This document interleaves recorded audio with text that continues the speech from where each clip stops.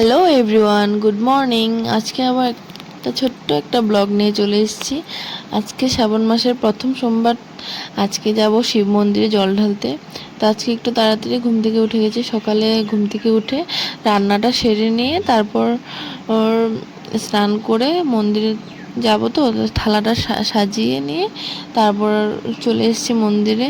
তো আজকে একটু তাড়াতাড়ি ঘুম থেকে উঠেছি, সকালে তো একটু কাজ থাকে, সেজন্য উঠে স্নান আগে রান্নাটাও সেরে নিয়েছি, তারপর স্নান করলাম। কারণ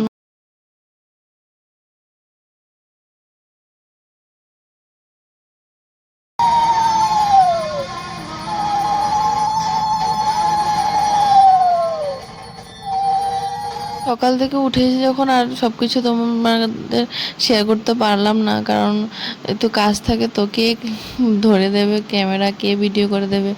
তাড়াতাড়ি করলাম আর ভিডিও করতে পারিনি, সেজন্য মন্দিরে আসাটুকুই শুধু ভিডিওটা করলাম।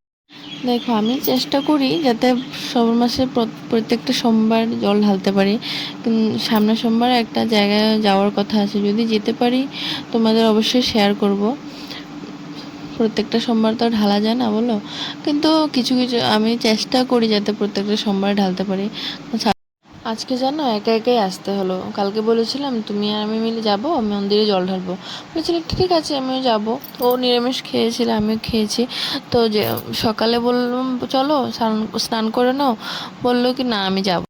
আসলে হয়েছে কি, কালকে ও আমার সাথে একটা কথা নিয়ে ওর কথা কাটাকাটি হয়েছে, তাই সেজন্য আমার সাথে রাগ করে আছে, বলছে যাবে না।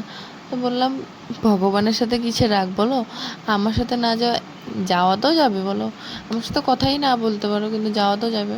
তো বললো যাবে না, তখন কিছু করার নেই। তো একা একাই চলে এসেছি মন্দিরে নিজে নিজে। কথা বলতে বলতে দেখো পুজো শেষ হয়ে গেছে, এখন বাড়ি চলে যাচ্ছি।